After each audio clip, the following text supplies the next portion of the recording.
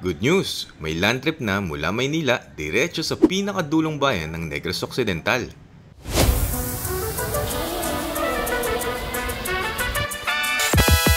Tara, sama kalamin natin ang detalye ng Ceres na nag-iisang bus company na nag-offer ng biyaheng Manila-Hinubaan. Road to 100k na tayo, don't forget to subscribe! Baka hindi mo pa alam, isa ang Manila-Hinubaan sa 5 bagong tawid dagat routes ng Ceres na nilaunch nitong September 2025. Also, bago pa tayo magsimula, quick info lang para sa mga hindi familiar kung bakit may mga sumasakay sa bus. Pause mo na lang at basahin.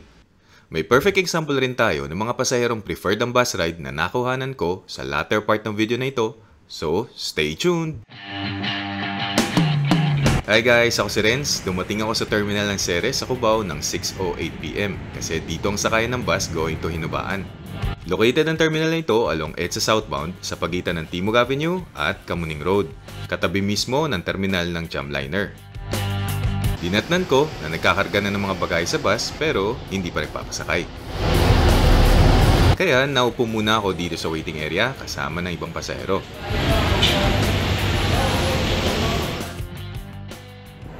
After more than 10 minutes, nagsabi ng dispatcher na pwede na daw sumakay.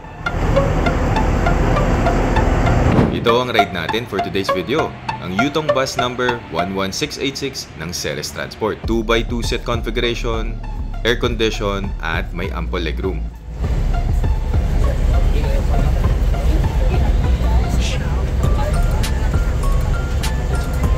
Dito kay boss? Habang naghihintay na scheduled time of departure, pinalitan na ni Kuya yung konduktor ng ticket ang mga reservation slip. Share ko lang, nagpa-reserve na ako ng seat noong September 22. Ang pamasahe mula Cubao papuntang Hinubaan ay 4,200 pesos all in, kasama na dyan ang pamasahe sa barko at terminal fees. Nagbayad muna ako ng 2,666 pesos bilang down payment at babayaran na lang ang balanse sa araw ng biyahe. Para sure seats, pwede ka magpa-reserve ng ticket sa kanilang terminal or online sa bheroes.com. Pero syempre, pwede pa rin dumiretso sa terminal at mag-walk-in as chance passenger. 30 minutes bago ang ETD, nagkaroon na tayo ng katabi. Pero pasado alas 8 na, nagtitiket pa rin si Kuyang Konduktor. 8:26 PM nang umalis ang bus sa terminal with about 30 passengers. Ang schedule ng Ceres mula Cubao papuntang Hinubaan ay 8 AM every Thursday pero 8 PM every Sunday. Bale twice a week. Ang 8 AM Thursday ay via Estancia, samantalang via Central naman ang 8 PM Sunday tulad ng nasakyan natin ngayon. Kapag ikaw naman ay manggagaling ng Hinubaan papuntang Cubao, ang schedule nila ay 8 AM every Thursday at Sunday. Keep in mind na mula Cubao, nagpipick up ng pasahero ang bus sa Santa Rosa, Laguna at sa kanilang garahe sa Batangas City. Mula sa EDSA, kumana ng bus sa Kamuning Road. Mula dito, magpapasikot-sikot tayo sa ilang kalye dahil papunta na tayo ng Skyway.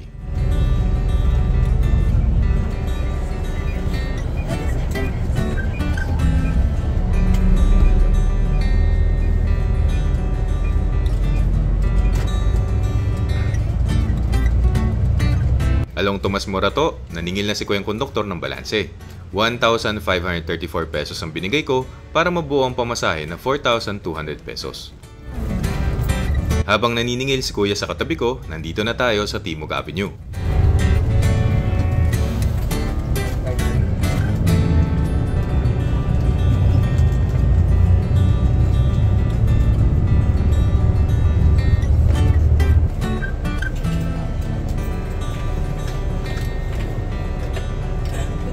Then pagdating sa kanto, kumaliwa ang bus sa Quezon Avenue.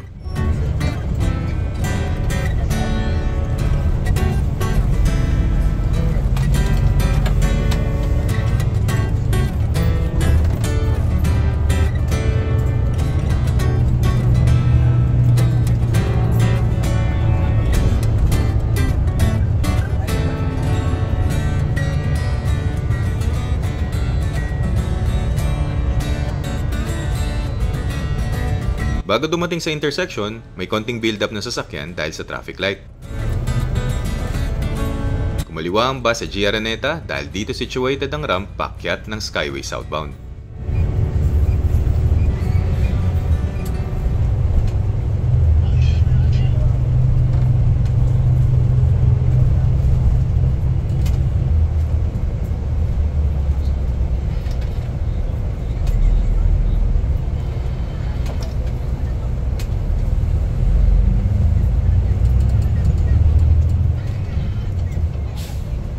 So yan, nandito na tayo sa Skyway pagkalipas lang ng 26 minutes mula sa Cubao.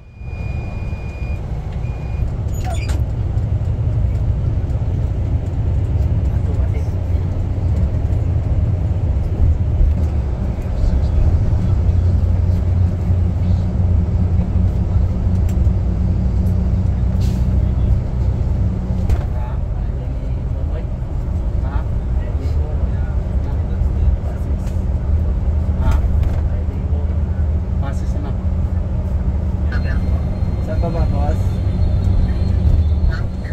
Saan baba? Bacolod.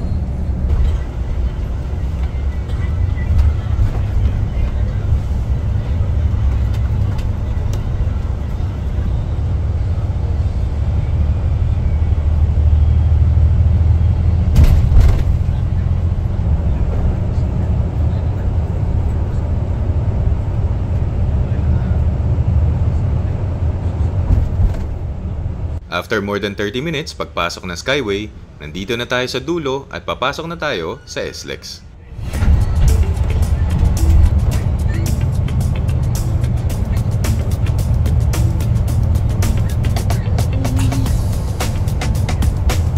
Pagdating naman sa Mamplasan, nag-exit ang bus dahil katulad ng nabanggit kanina, nagpipick up ng pasahero ang bus sa terminal na katabi ng SM Santa Rosa.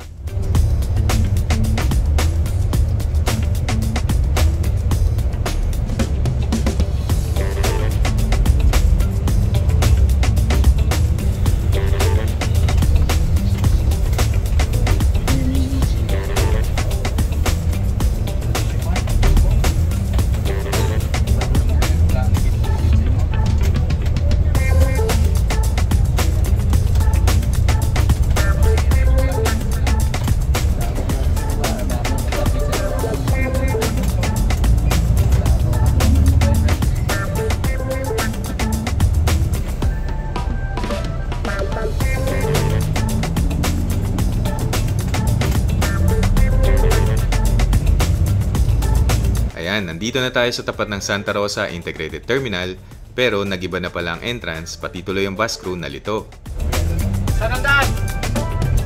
Sa una-unahan na ang entrance bago ang traffic light.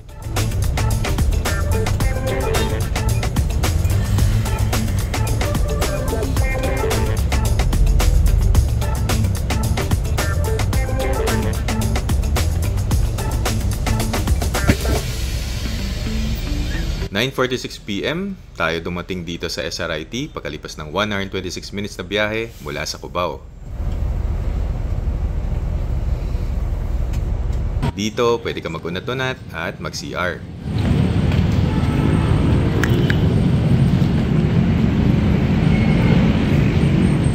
So, bago dito sa terminal, kalahati na lang ang waiting area at nilagyan na ng court.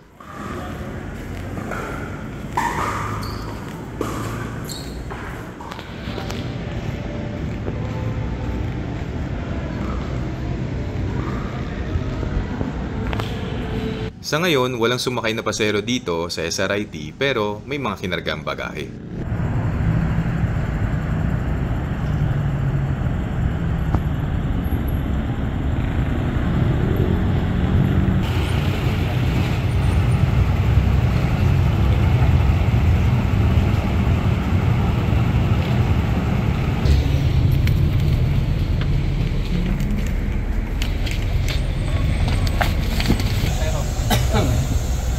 Nagpatuloy na sa biyahe, pasado alas 10.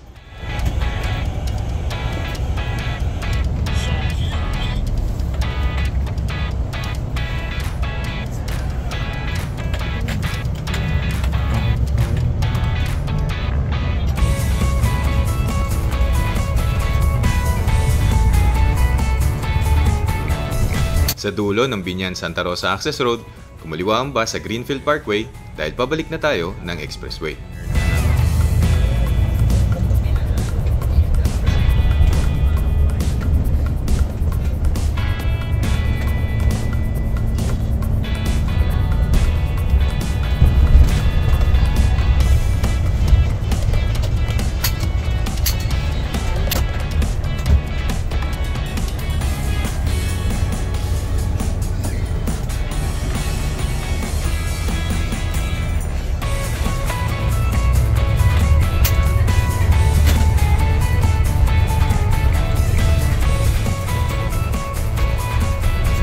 After almost 45 minutes mula na nag-exit tayo sa Mamplasan, nandito na ulit tayo sa SLEX.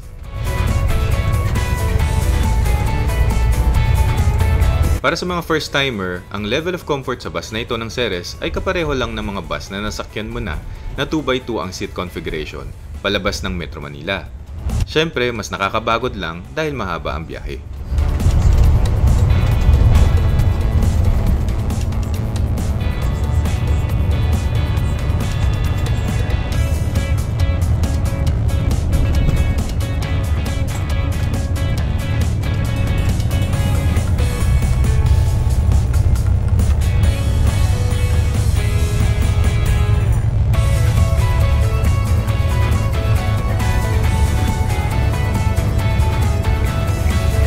Pagkalipas ng mahigit 2 oras mula Cubao, nandito na tayo sa Startol at babaybayin natin ito ng more than 30 minutes para marating ang Batangas City.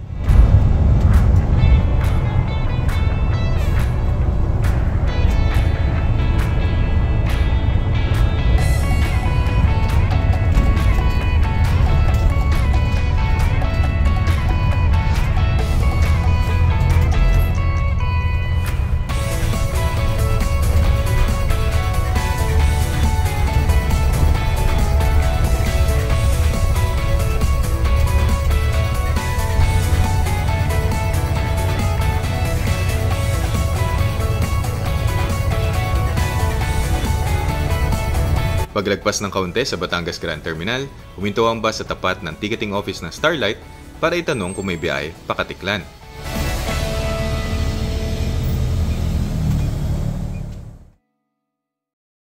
Nag-thumbs up si Kuya Konduktor, so ibig sabihin may biyahe raw na direkta sa Panay Island.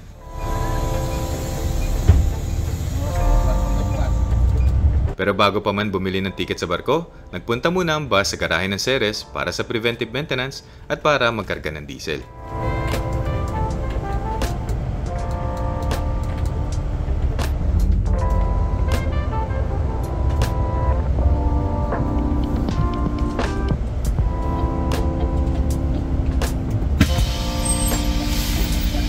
Lahat naman po sir, baba mo na. Baba muna tayo kaya magpa-check tayo ng sasakyan kung okay pa. Dyan lang yung mga wala din naman ano. Kung first timer ka, keep in mind na hindi mo kailangan dalhin yung mabibigat mong dalahin, yung mahahalagang gamit lang.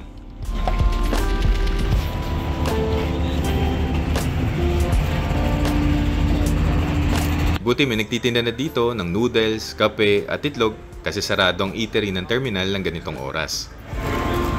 Ito ang itsura ng waiting area ng Ceres dito sa Batangas City.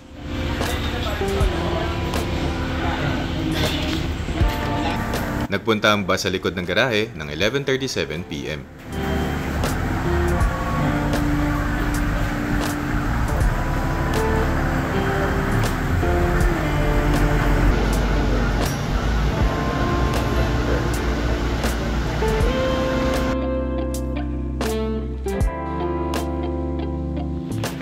And after 30 minutes, nakabalik na ang ating bus at pinasakay na ang mga pasahero.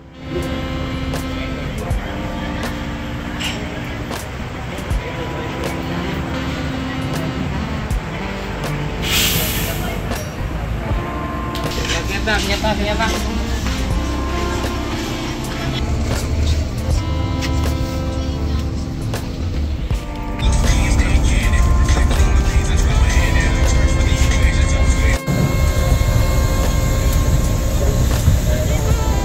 Katulad ng nabanggit kanina, pwede mo rin nabangan ang bus dito sa Batangas City. May 3 pasahero na dito sumakay, so in total, 33 na ang pasahero.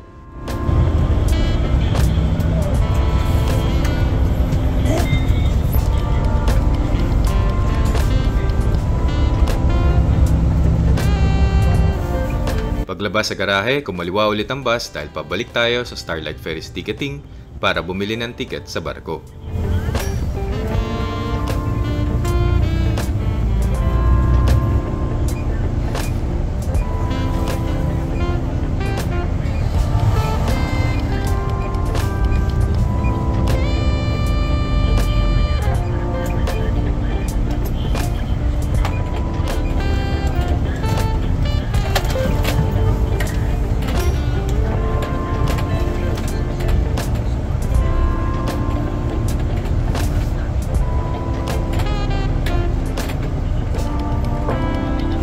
Paghinto, nagpasulat na si Kuyang konduktor ng pangalan para sa passenger manifest.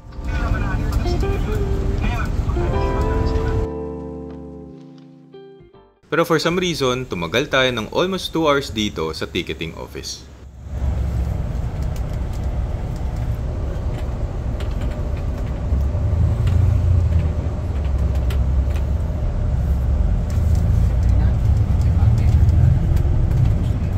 Normally, diretso na ng Batangas Port pagkabili ng ticket. Pero this time, bumalik tayo sa garahe ng Ceres dahil preferred ni Kuyang driver na dito magpalipas ng oras dahil 7 AM pa naman ang alis ng barko.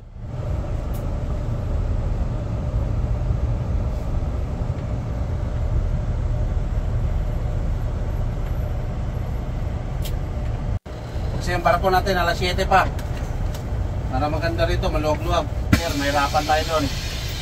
Yung barko natin, diretso diretso Katiklan. Kaya bukas ng pwede kayo matulog.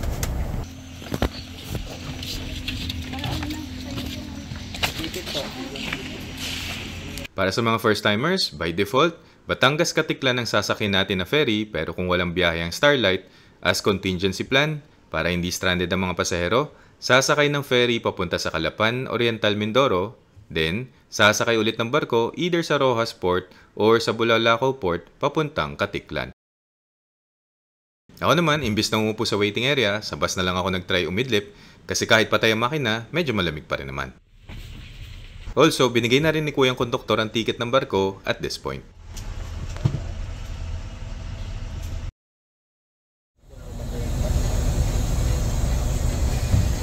Pasado alas 4 nang umalis ang bus sa garahe.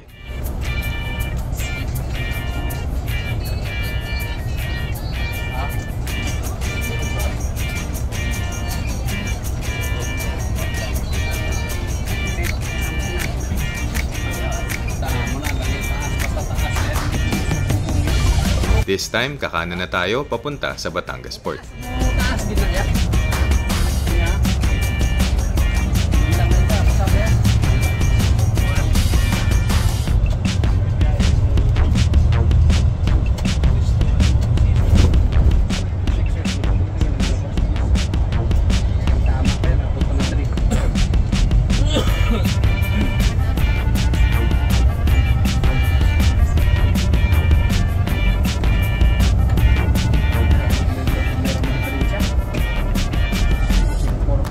Dumating tayo sa Batangas Port pagkalipas ng almost 8 hours mula sa Cubao.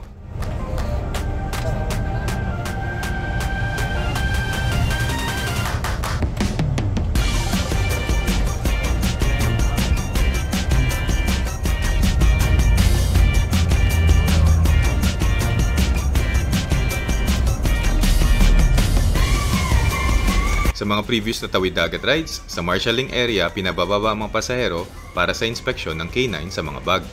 This time, nag-inspeksyon na bago pa dumating ng marshalling area.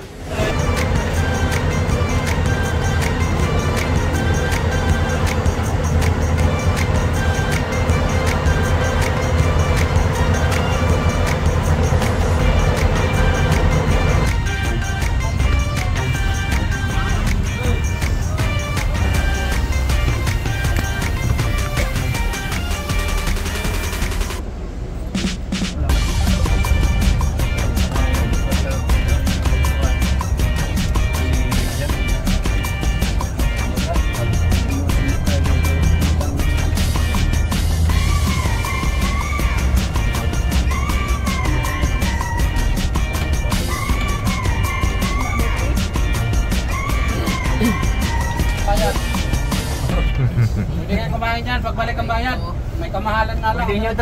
Sinabihan ng gwardiya ng port si Kuyang driver na sa lane 9 or 10 ipila ang bus. Buti na lang sakto katabi ng eatery.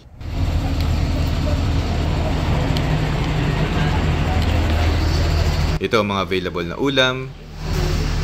Pero dahil madaling araw, nag-noodles lang ako para may mainit na sabaw sa halagang 60 pesos. Good morning! May liwanag na pero nandito pa rin tayo sa waiting area.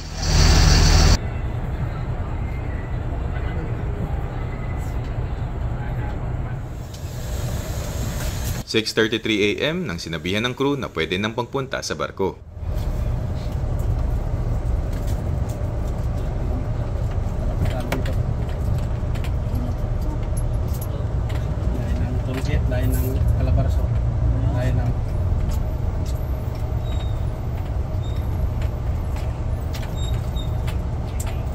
Sa ngayon, pinapamaniobra si Kuyang driver paatras para makasampa ng barko.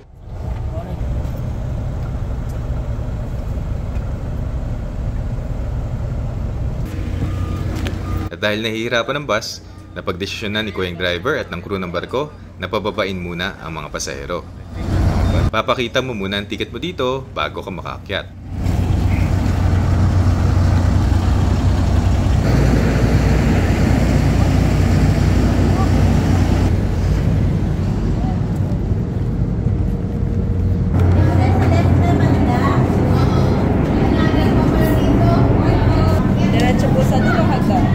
Welcome aboard MV Transasia 20, isang barkong gawa sa Japan noong 2019 base sa vlog ni Mark Senisa. Economy section dito sa barko ang kasama sa binayaran mo sa Ceres.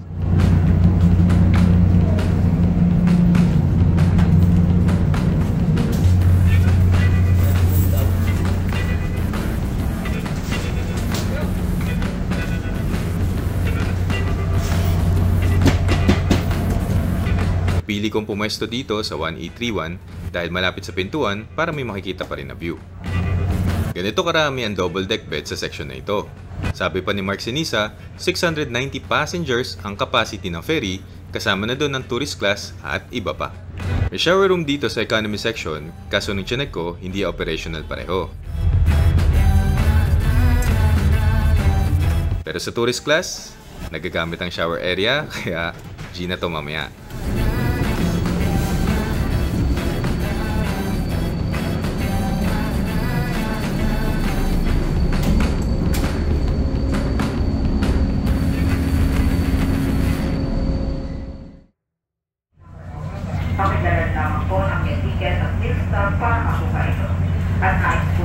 Hindi lang gaanong maintindihan, pero ang sinabi ay pwede nang kunin ang pagkain na libre ng mga pasahero sa tourist class. Ang kasama sa ticket mo sa Ceres ay sa economy section lang, kaya wala tayong free meal. 8:01 nang umalis ang barko sa Batangas Port at dahil antok na ako, mamaya na lang tayo maglibot sa barko. Almost 3 hours ang lumipas bago ako nagising kaya medyo feeling refreshed. Happy to share na naging magandang weather hanggang pagdating sa Katiklan. Pagbangon ko, saka ko napansin na lin season pa rin ngayon dahil wala man lang pasahero sa tapat or sa ilalim ko at sa ibang bunk beds malapit sa akin. Kaya rin siguro mahaba ang tulog ko kasi ang tahimik.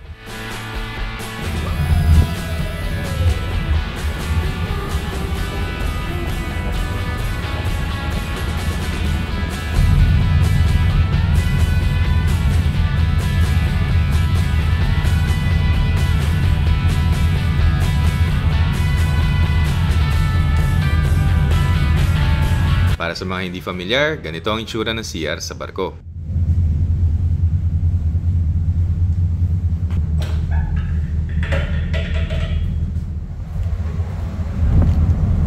Bababa na sana ako sa lower deck kaso na-distract ako sa mga nakataas na foam sa kabilang economy section.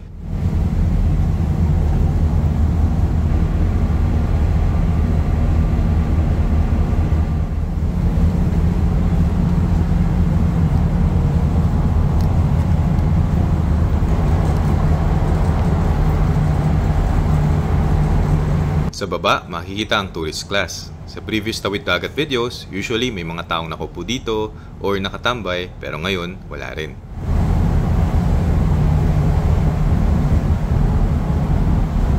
Ito ang itsura ng tourist class. Kinuhanan ko to nung pinababa ng mga pasahero pagdating sa Katiklan Port para wala ng tao. Anyway, sa dulo ng Deck 3 ay ang Cafe Liberica, ang air-conditioned cafe at restaurant ng barko.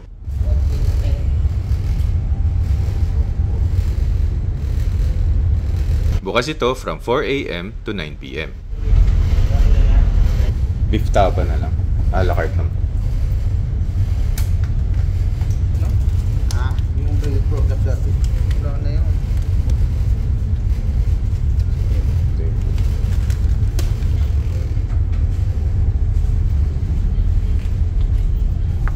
Para may iba naman, beef tapa ang napili kong kainin with drinks sa halagang 200 pesos tapos may ganitong view.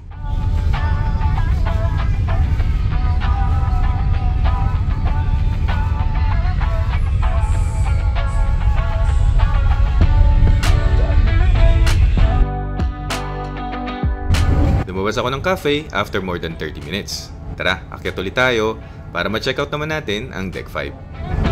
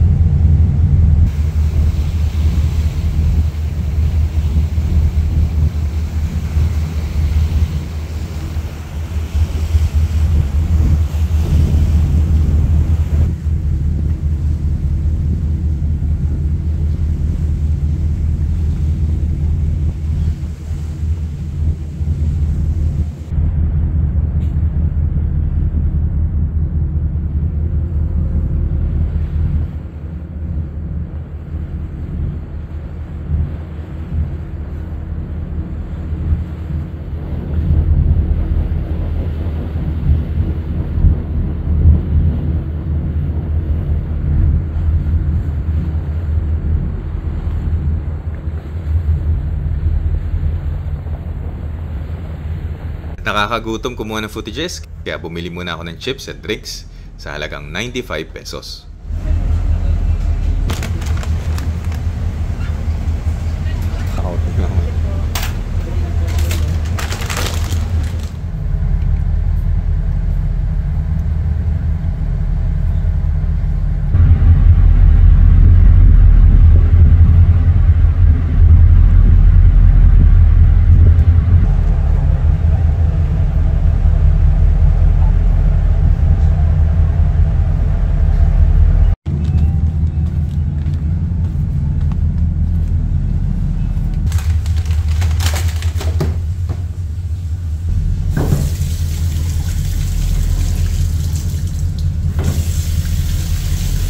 Sa ngayon, around 2.5 hours away na lang tayo mula sa Katiklan, kaya inaayos na ng crew ang mga foam.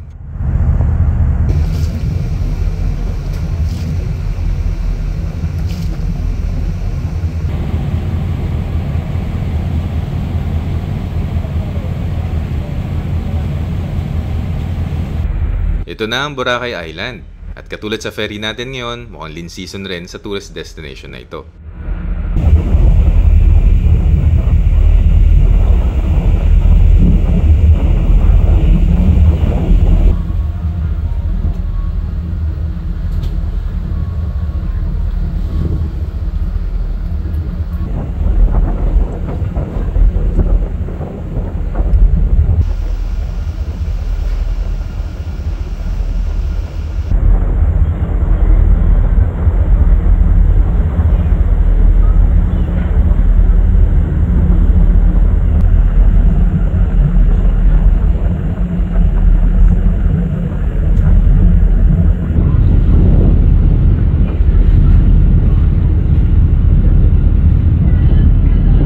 Dahil malayo pa naman ang mga nagpaparasailing, tingnan muna natin ang view sa kabilang side.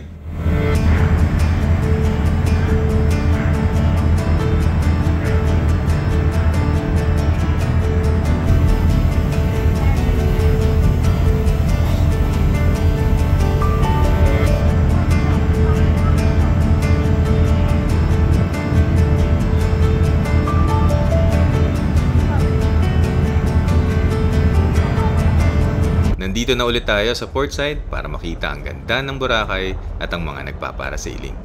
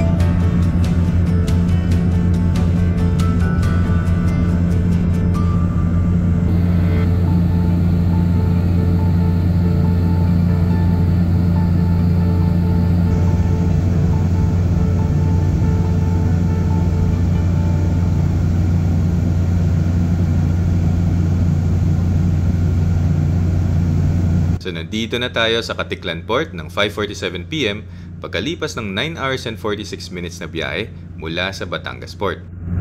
Ang pamasahe papunta dito sa Katiklan mula Cubao ay 2,100 pesos all in. Pumuesto na ang mga pasahero sa exit pero pumuna tayo dito habang naghihintay. Pinababaan ng mga pasahero ng 5:54 PM.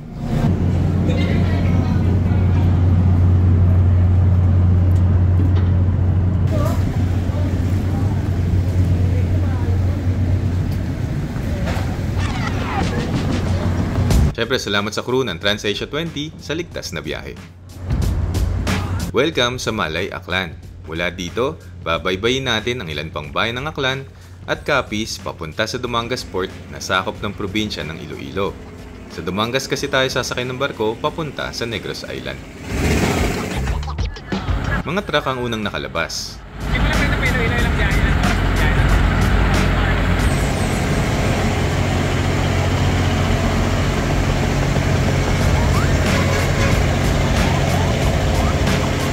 Pero after couple of minutes, ito na ang ating ride.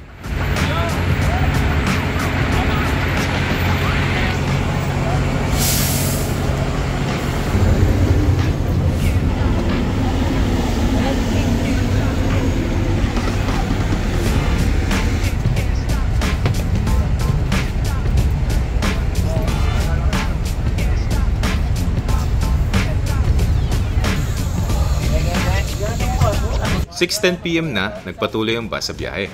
Para sa katuwaan lang, bago umalis ang bus sa Manila, nag-post ako sa Facebook na sumakay ako ng biyahe Hinubaan para sa ating mga kaibigan na mahilig mag-picture ng mga buses. Kaya may mga nagabang sa ilang terminal sa Panay at Negros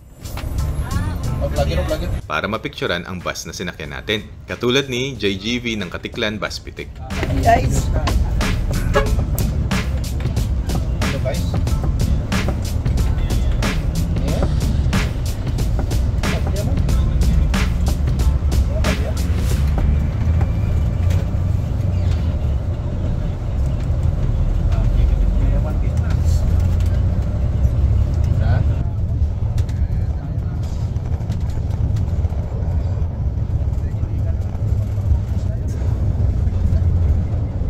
On the way na tayo sa Navas.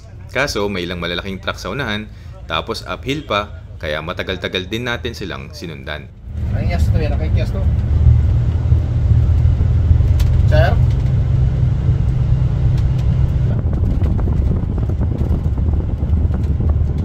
Pinapatan, hindi ko pala sa kuwa.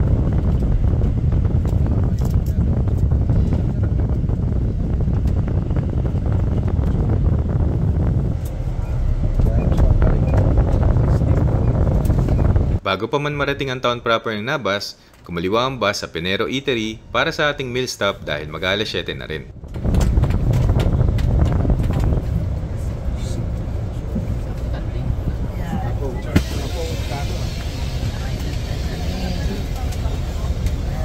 Kain.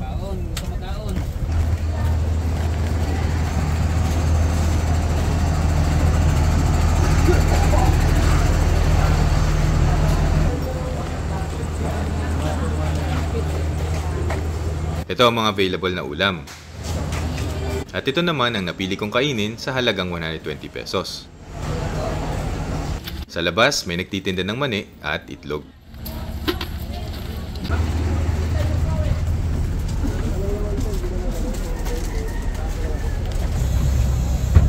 Nagpatuloy sa biyahe pagkalipas ng more than 30 minutes sa meal stop.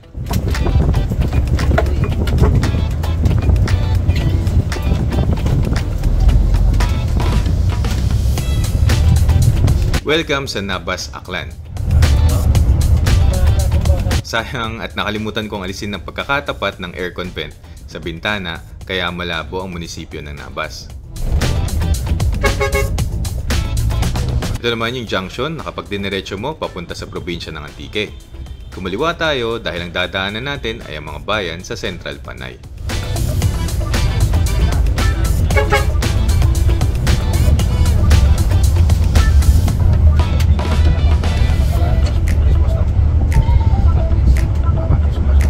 Bago pa man marating ang town proper, dito sa Ibahay may unang bumabang pasahero mula pa sa Maynila.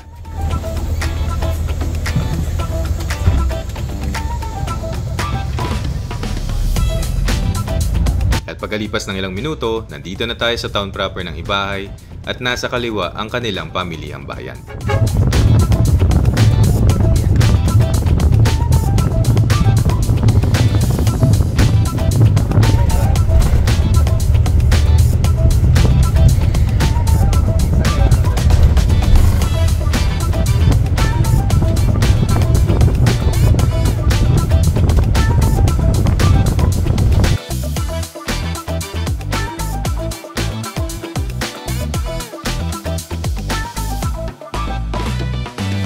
Welcome sa Tangalan, Aklan.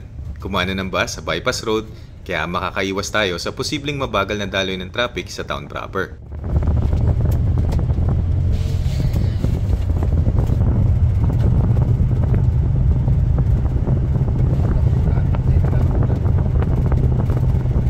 Sa dulo ng Bypass Road, kumana ng bus pabalik ng main road.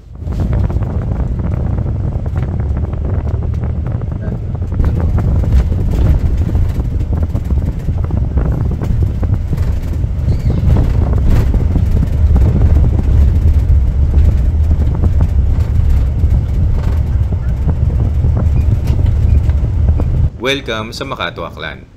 Kumaliwa rin tayo sa kanilang bypass road kaya hindi rin natin makikita ang town proper.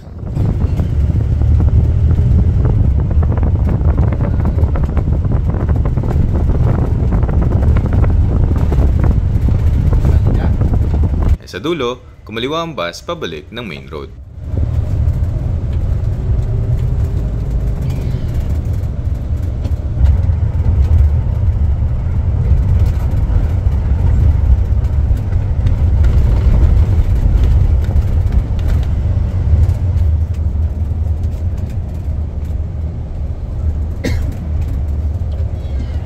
Nandito na tayo sa Numancia, Aklan. May mga relatives ako dito sa father side, kaya nakapasyal na ako dati dito.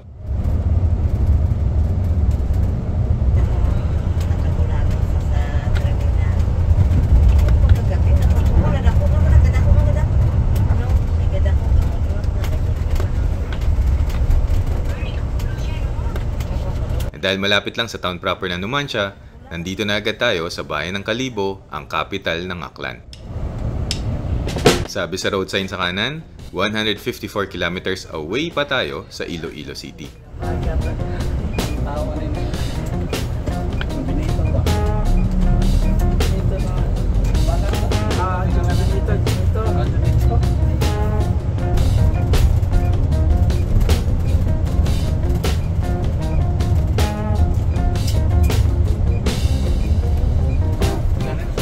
Paglagpas sa G. Ramos Park ng Kalibo, kumaliwa ang bus papasok ng terminal.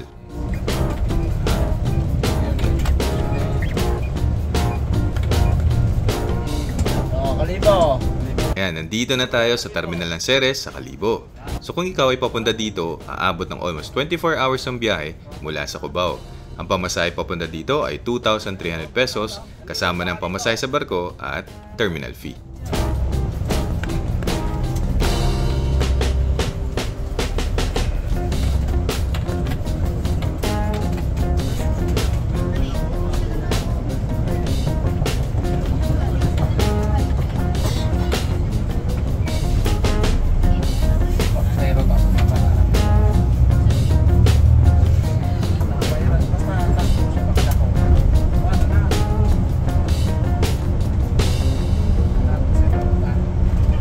Dito na tayo sa Banga, Aklan. Pero kumaliwa tayo sa diversion road kaya hindi na natin makikita ang kanilang rotonda.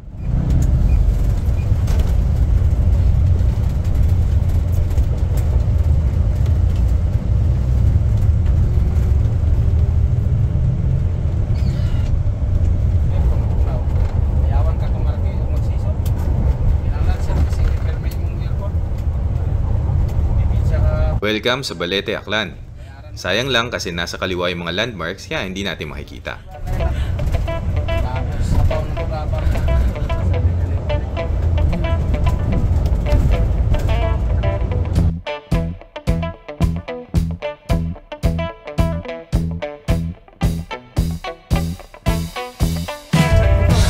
Nandito na tayo sa Batan, Aklan.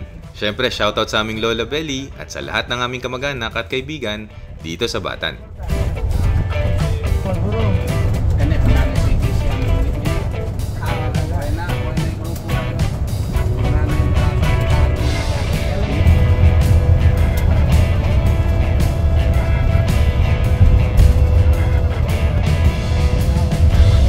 Nandito tayo ngayon sa tapat ng Dean's Restaurant na isa ring meal stop ng Ceres, pero ganitong oras pala, sarado na kaya siguro sa Peñero tayo tumigil para kumain. Anyway, tumigil dito kasi nagtanong ang crew kung may lubid pa sila kasi may tutulungan na nasira ang sasakyan sa una-unahan.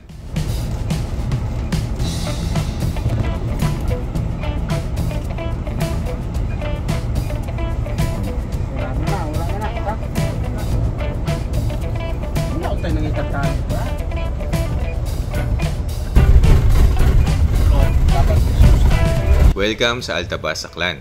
Ang kalsada sa kaliwa ang daan papunta sa kanilang town proper.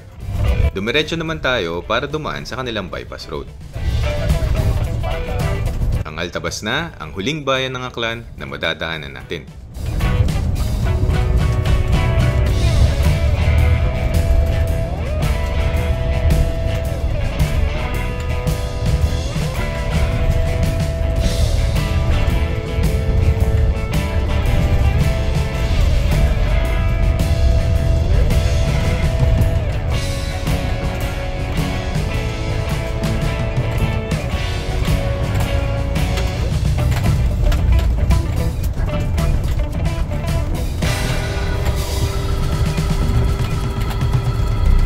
Sa dulo ng bypass road, kumana ng bus pabalik sa main road.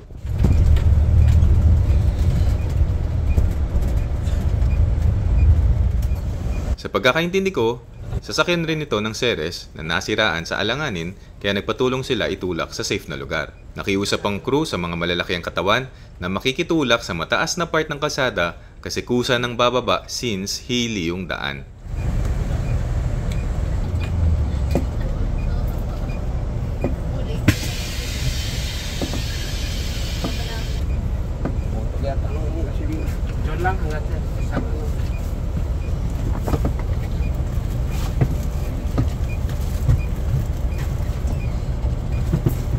Matawag sa pinya sa'yo po.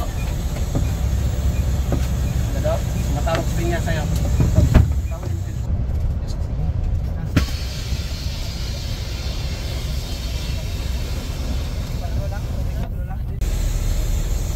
Happy to share na ito na sa kaliwa yung sasakyan na itinulak kanina.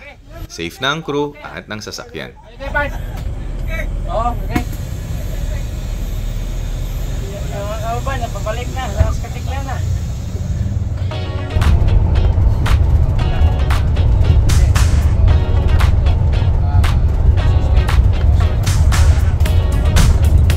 Nandito na tayo sa probinsya ng Capiz at ang Sapian ang unang bayan ng probinsya na madadaanan natin.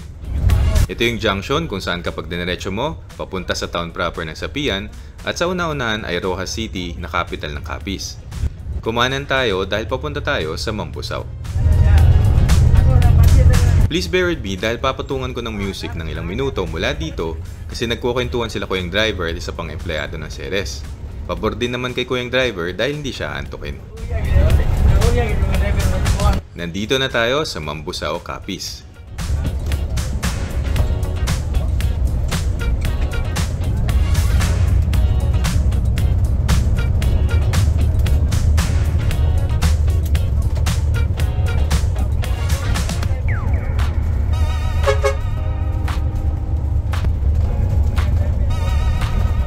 Ito na ang boundary kaya welcome sa Sigma Capiz.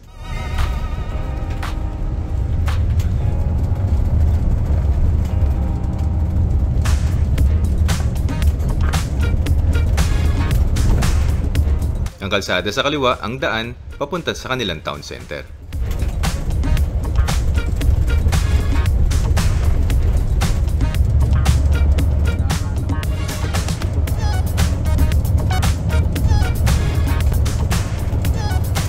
Yan, nandito na tayo sa Dao, Capiz. Dito sa junction papunta sa kanilang town center bumaba ang isang pasahero.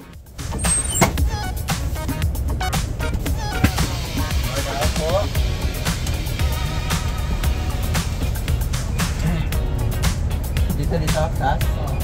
Dito na lang.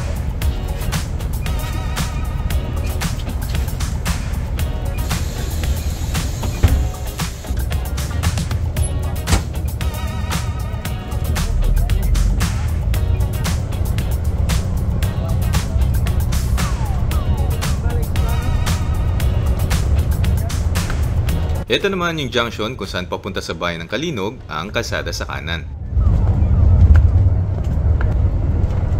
Nandito na tayo sa Cuartero, Capiz. Hindi nga lang natin makikita ang kanilang munisipyo.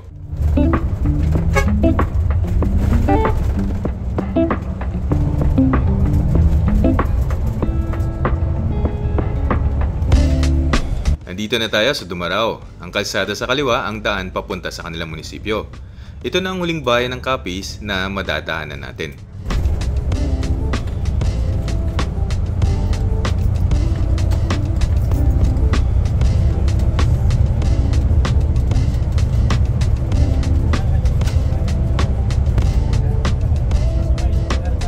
Welcome sa Pasig City, ang unang lungsod ng Iloilo na madadaanan natin.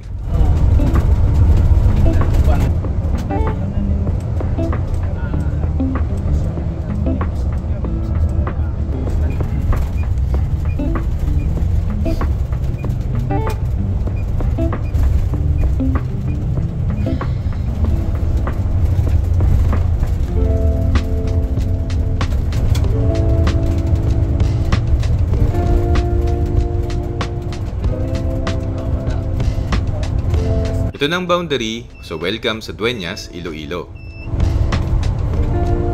Ang kalsada sa kanan ang daan papunta sa kanilang munisipyo.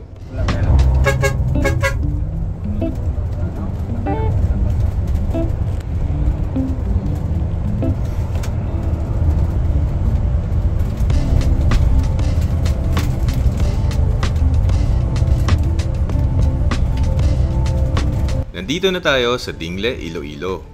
Pero unfortunately, wala tayong makikitang mga landmarks.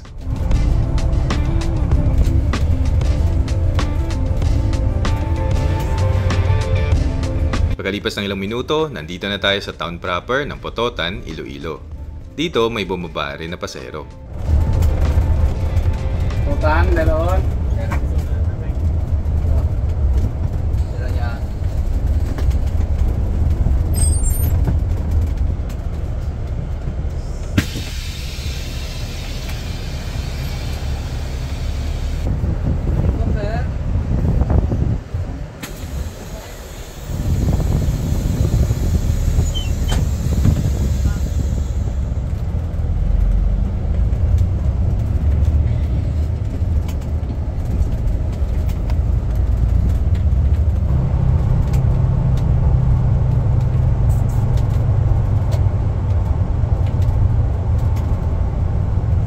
Nandito na tayo sa Saraga, Iloilo, kaso dumaan tayo sa bypass road. Ang pagdating sa dulo, kumana ng bus para makabalik sa main road.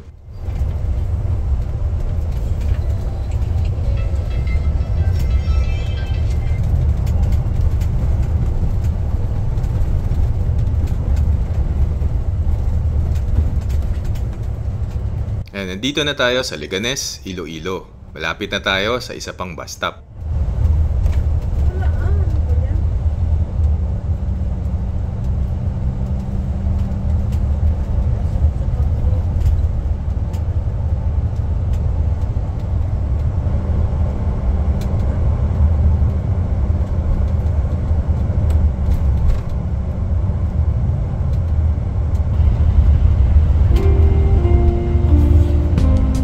Welcome sa Iloilo City, ang capital ng probinsyang Iloilo.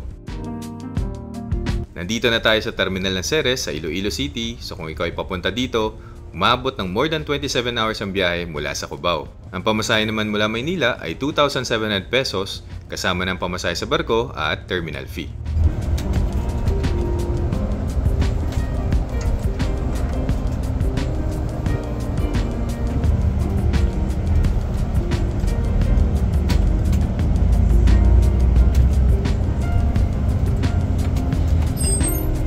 Iloilo po. Iloilo dyan, Iloilo.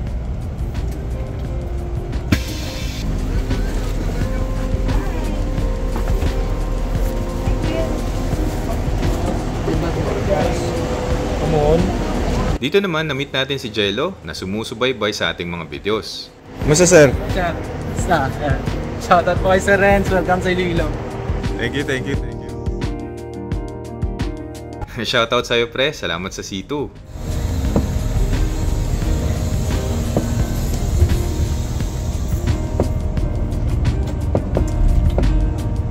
Umalis ang bus sa terminal bago mag 12 midnight. Kumana ng bus sa Iloilo East Coast Capiz Road at ngayon papunta na tayo sa Dumangas Port.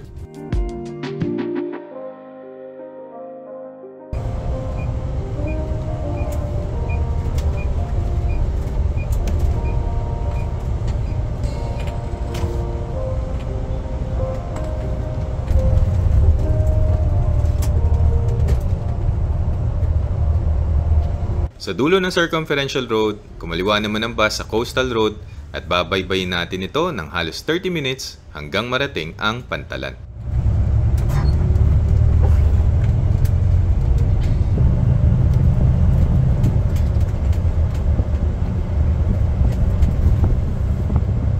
Ito na ang Dumangas Port. Bubuelta lang si kuyang driver para makapag-park ng maayos dahil pabababain ng lahat ng pasahero.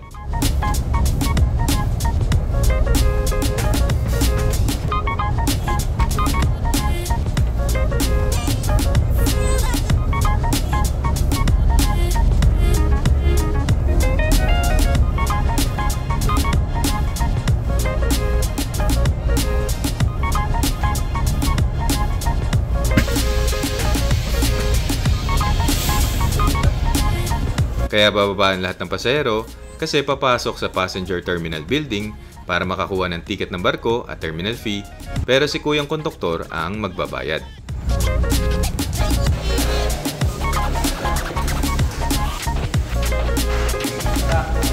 Dito bumili ako ng tinapay pati na rin tubig sa halagang 55 pesos. Nakakalimutan ko kasi yung drinks ko sa bus. After several minutes, nag-distribute na si kuyang konduktor ng ticket at pinapunta na ang mga pasahero sa barko.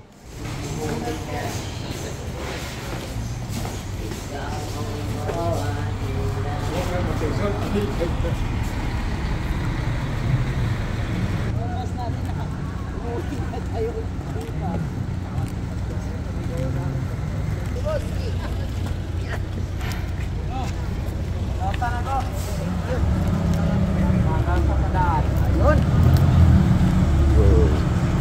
aboard sa isang LCT, pero pasensya na kasi hindi ko nakuha ang pangalan. Pagkatapos mong magsulat sa passenger manifest, pwede nang umakyat.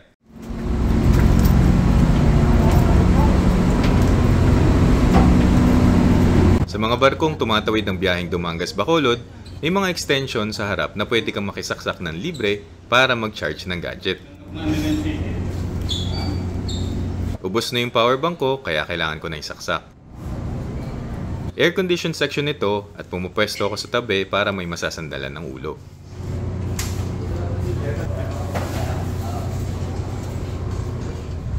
(1:20 AM) nang umalis ang barko sa Dumangas Port.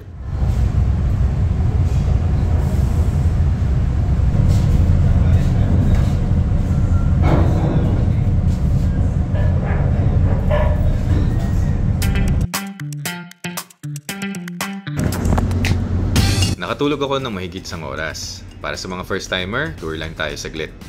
So bukod sa mga upuan sa gilid, meron din sa likod para sa mga gusto ng open air. Nagising rin siguro ako kasi aligagana yung ibang pasahero dahil nandito na tayo sa Bacolod Port pagkalipas ng 2 oras na biyahe.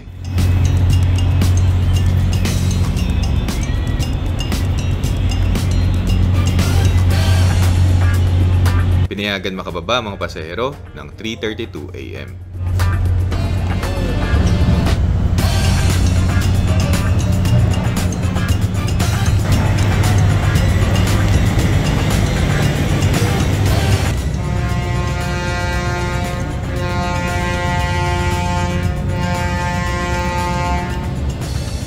Siyempre, salamat sa crew ng barko sa ligtas na biyahe.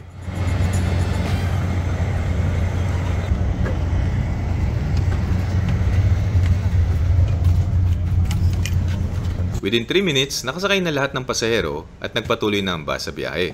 Mula dito, babaybayin natin ang maraming bayan ng Negros Occidental hanggang sa hinubaan na ating destination at dulong bayan ng probinsya.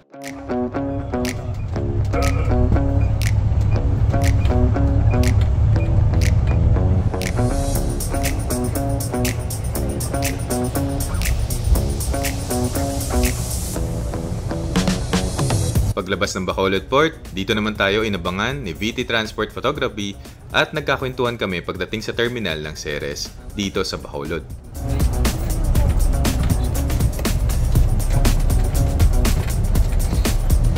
Welcome sa Bacolod City. Ito yung intersection ng Burgos Avenue at Lacson Street.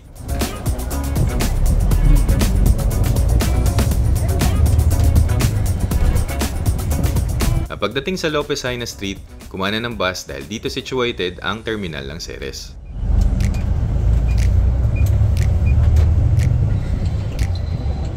Nandito na tayo sa Bacolod South Terminal ng Ceres. So kung papunta ka dito, asahan mo na ang almost 32 hours na biyahe mula sa Maynila. Ang pamasahe papunta dito mula Maynila ay 3,700 pesos kasama na ang bayad sa barko at terminal fees.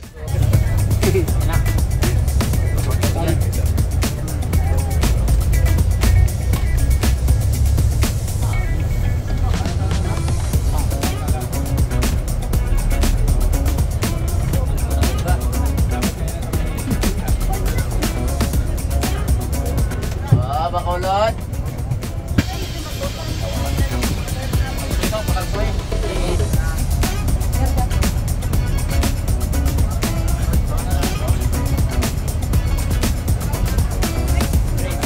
Pwede ma-deploy sa mga layuan ganito.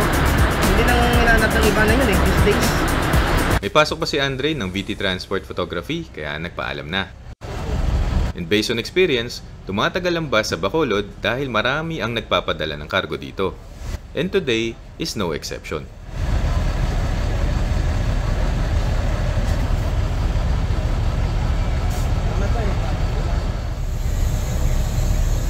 Nagpatuloy na sa biyahe ng 4:43 AM pagkalipas ng almost 1 hour sa terminal.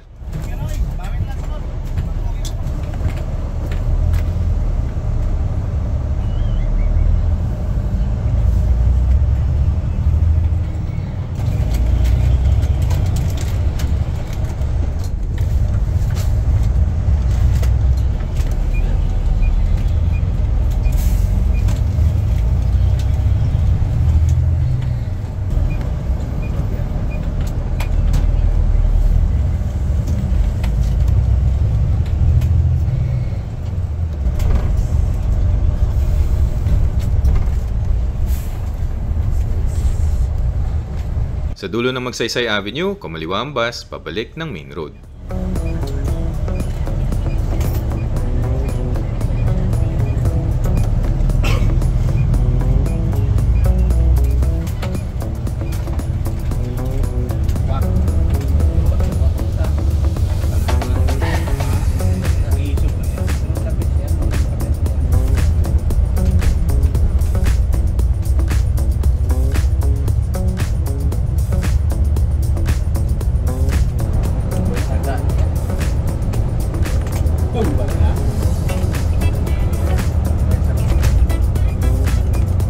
Gaya ng sabi sa tarpaulin, welcome to Bago City, Negros Occidental.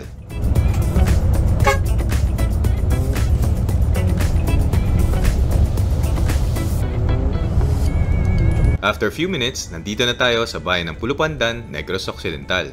Ang kalsada sa kanan ang daan papunta sa kanilang munisipyo.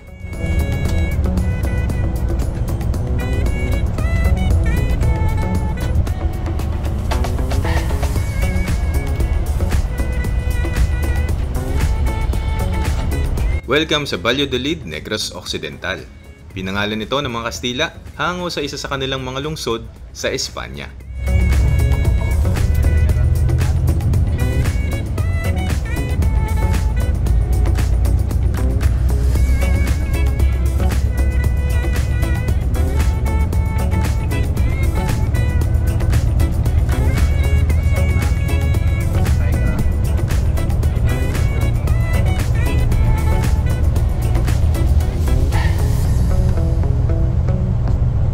Welcome sa San Enrique, Negros Occidental.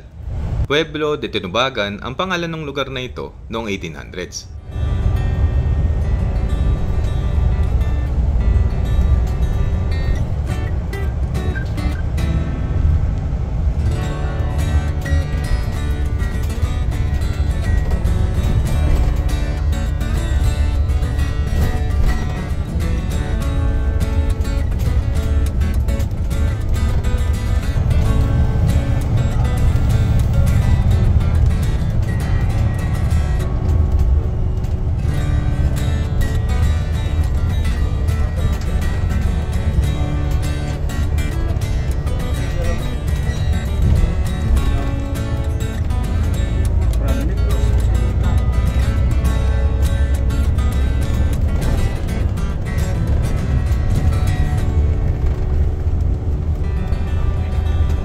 Welcome sa Pontevedra, Negros Occidental.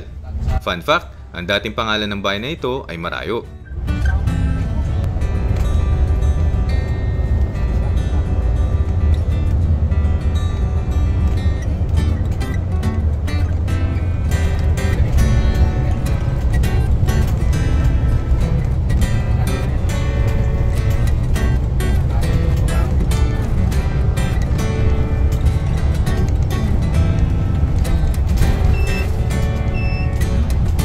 Welcome sa First Class Municipality ng Hinigaran, Negros Occidental. Bago pa man dumating sa plaza, kumaliwa ang bus sa terminal para makapagbaba ng mga pasahero.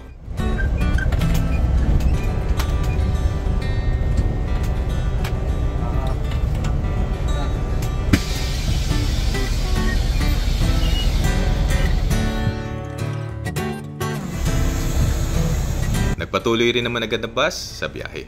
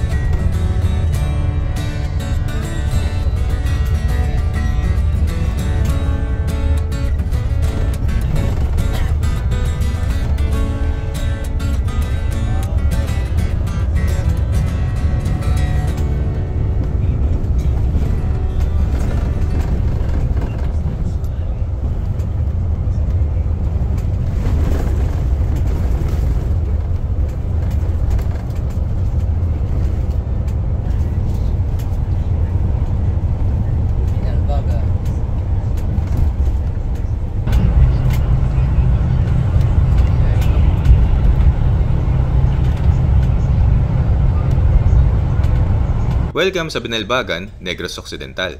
na one of two first settlements ng mga Kastila sa Negros. Kumana ng bus sa Don Pedro Yulo Avenue dahil papunta tayo sa kanilang terminal.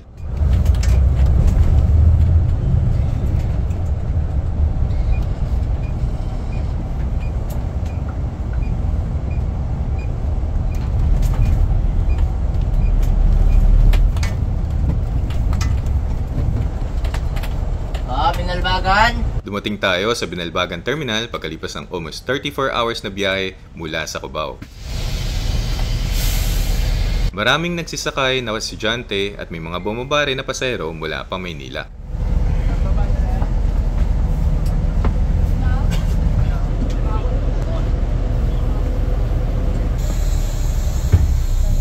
Kaya 5 minutes din tumagal ang bus sa Binalbagan Terminal.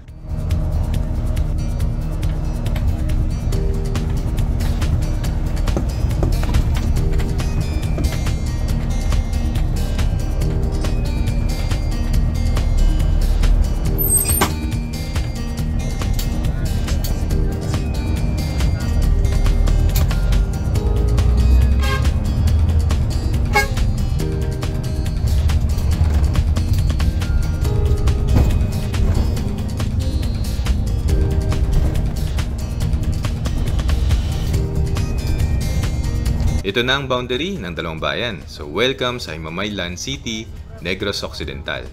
Fun fact, naging capital ang Himamaylan ng Negros noong 1795.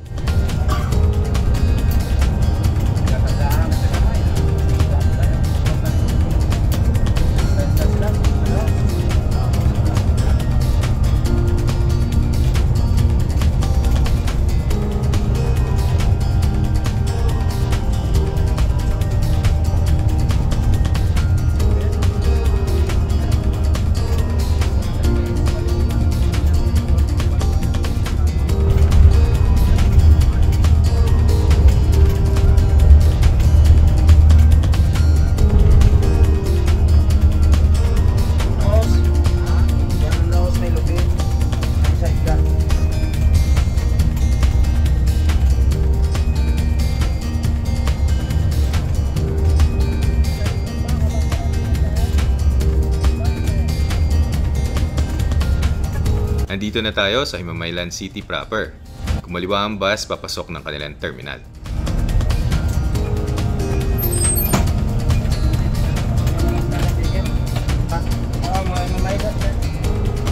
Himamaylan.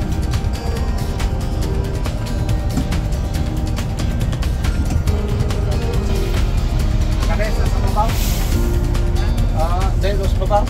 Hindi naman nagtagal sa terminal at nagpatuloy na rin sa biyahe.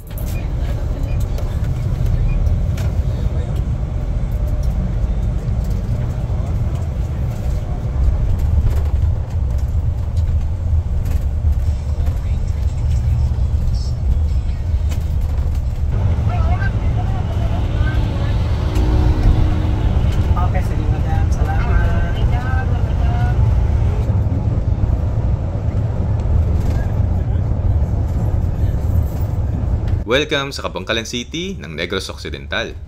Nagmula ang pangalan ng bayan na ito sa puno ng bangkal na sagana sa lugar noong araw. Pagdating sa city proper, kumana ng bus sa kalsadang ito dahil meron ding terminal ng Ceres sa Kabangkalan.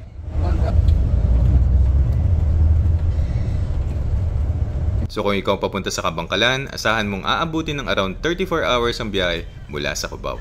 Ang pamasahe papunta dito mula Maynila ay 4,000 pesos kasama na ang pamasahe sa barko at terminal fees.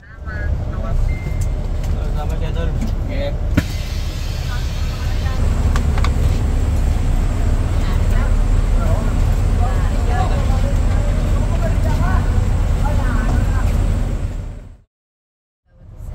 Dito ko naman na-meet at nakakwentuhan ng content creator ng SN571 based around Kabangkalan. So kung sa Manila Dumaguete video, kumana ng bus, ngayon naman kumaliwa dahil iba ang ating destination.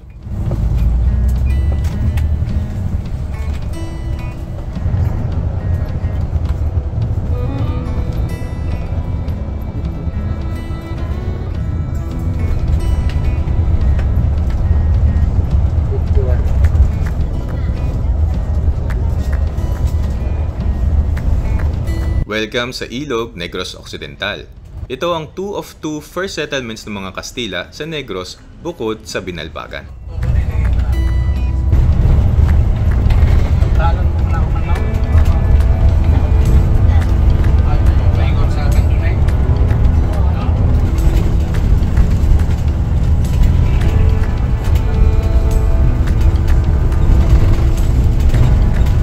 Sa tapat ng Parish of Our Lady of the Immaculate Conception, nasako pa rin ng bayan ng Ilog, may bumabang pasahero na masasabi kong perfect example ng mga pasahero na sumasakay sa land trip. Iilang miyembro lang ng pamilya ang bumiyahe, pero marami silang bagahe. At malayo ang bayan na ito sa Bacolod or Dumaguete na may mga airport at seaport na may mga biyahe mula Maynila. Ang land trip na ang kinoconsider nilang convenient na mode of transportation.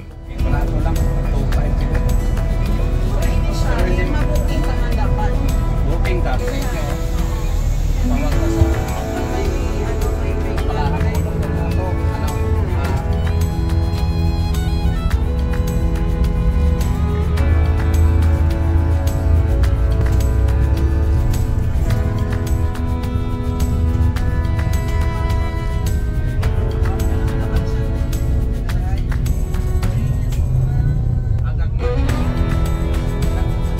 Ito na ang boundary. So welcome sa Kawayan, Negros Occidental, home of Lubay-Lubay Festival.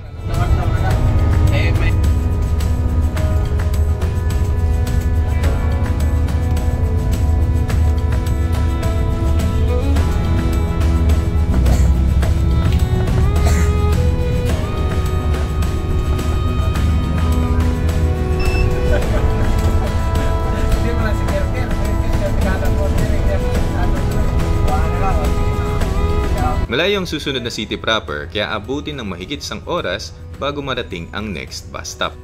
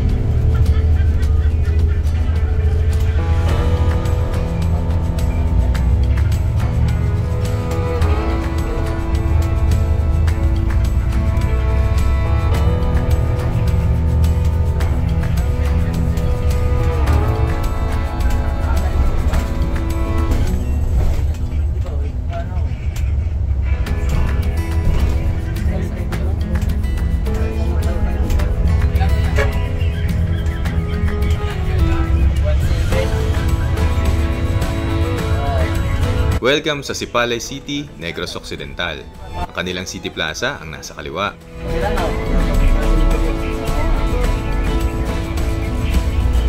Kumaliwa naman ang bus sa Mercedes Boulevard dahil dito situated ang terminal ng Ceres sa Sipalay.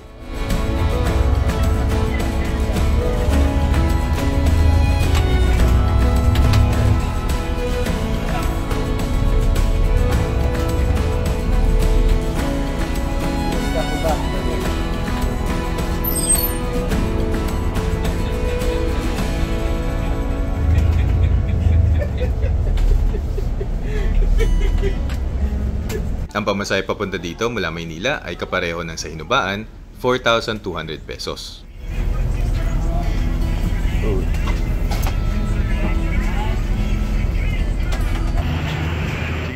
Bye-bye.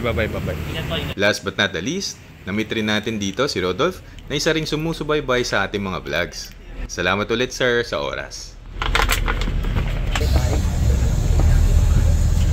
Almost 20 minutes rin nagtagal ang bus sa Sipalay Terminal. Sipalay na ang huling lungsod na madadaanan natin bago ang ating destination.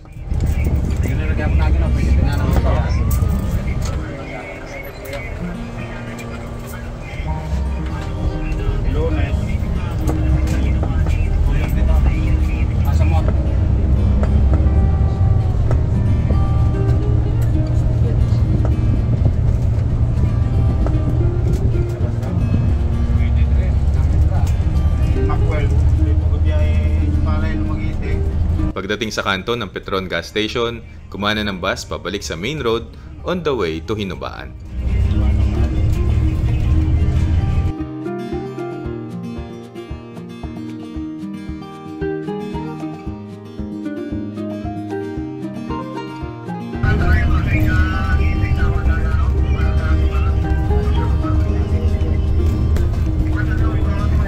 Itong si Kuya na ang huling pasaherong bumaba na kasama pa natin galing Maynila.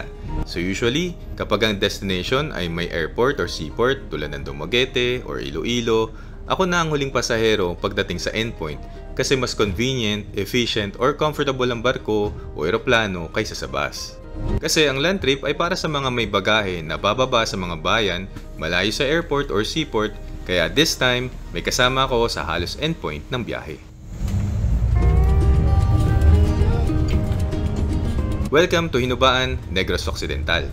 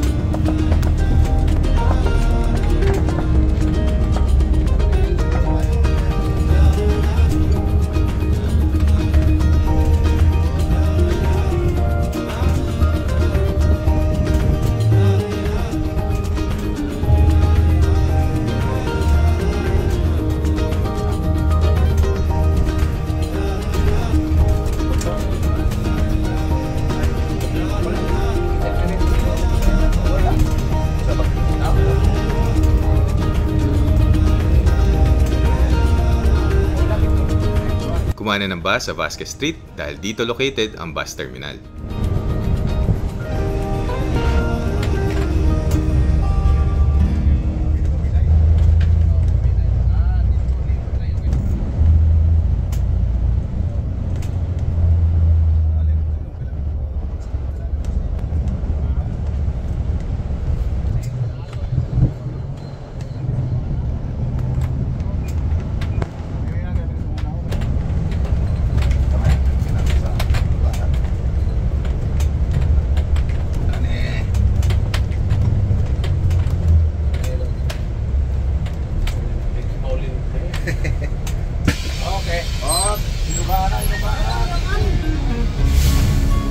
And finally, nandito na tayo sa Hinubaan Bus Terminal ng 10:27 AM pagkalipas ng 38 hours and 1 minute na biyahe mula sa Cubao.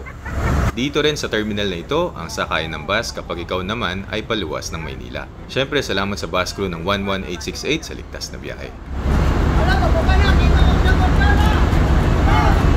Nag-trek ako papunta sa ilang tourist spot sa Hinubaan para makakuha ng mga footages na gagamitin sa video na ito. At pagkatapos ng mini tour, sumakay ako ng bus at bumaba sa Sipalay para doon matulog. Para sa mga interesado, nagstay ako sa Silis Inn sa kanilang double economy room dahil bukod sa mura at maayos, malapit ito sa beach, town center at sa bus terminal. Kung interested ka sa iba pang details ng accommodation na ito, nasa video description ang link ng post ko sa Facebook. Sana nakatulong ang video. See you in the next one!